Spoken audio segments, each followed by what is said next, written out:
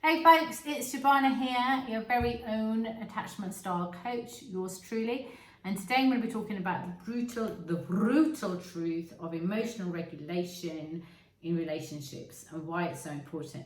This one actually is going to be absolutely awesome for my anxious attachment peeps that need lots of reassurance and going to give you bucket loads of validation, like huge loads of validation. So stick with it because it's quite interesting. So what is emotional co-regulation? Now, emotional co-regulation basically is that your nervous system, your body, your physiology, whatever, is affected by somebody else. I like that, right? Because it means that we're all kind of these interactive human beings and we're all part of this universe, which is really beautiful. But it basically means that in a room, if you are with whoever, whatever their state of mind is, whatever space that they're at, it will affect you on a much deeper level without you even noticing, right?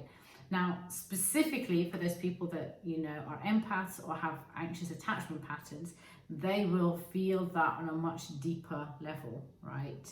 But dismissive avoidants are also very much the same. They can sense what's going on physically with that other person, and it also affects their nervous system as well. Okay, now obviously the first time that we really need co-regulation is when we're children, and we need it from our caregivers, right? How can they give it to us? Generally, they can give it to us with positive physical touch through holding a hand or through hugs. That sensation gives a child a sense of security and stability, and that never leaves you until you die, right? That sense, that touch is so important to help our nervous system relax. So emotional co-regulation also has a physical component to it, right? And so why is this important? Why do I want to actually even bring this up? And the reason why I wanted to bring this up is because there's so many myths out there that we should always self-care, we should always look after ourselves, we should always be in a mental secure space.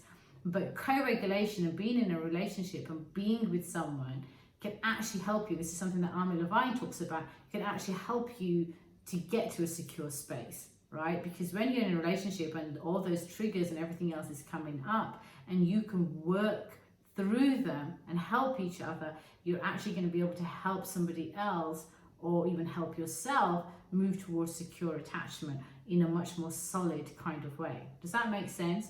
So the reason why I wanted to say that again, to emphasize, is because I do want people to feel that, look, you don't have to be doing this on your own. You're not meant to be doing it on your own. Biologically, we're wired to co-regulate, right? And that's not just in our intimate relationships, that's in our relationships in our wider circle as well, with your friends, with your family, with your nieces and your nephews, right? With these people are your nearest and dearest, that can help you to move towards secure attachment in a much more, like I said, in a much more solid kind of way.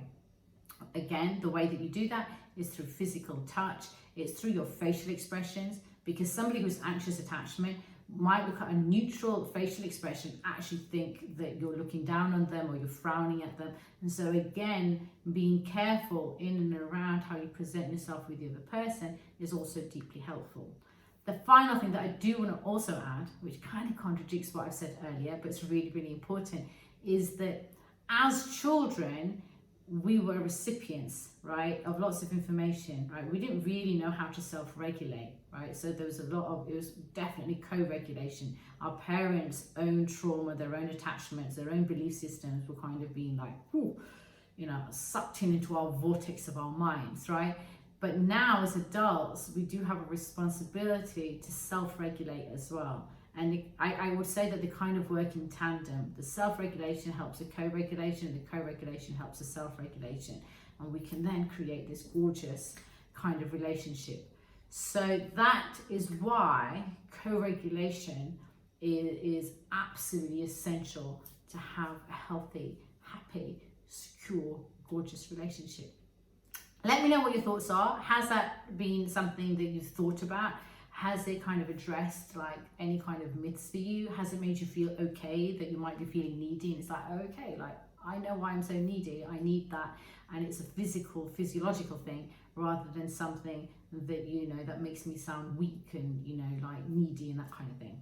Okay, stay blessed, stay happy, have a great day. Much love.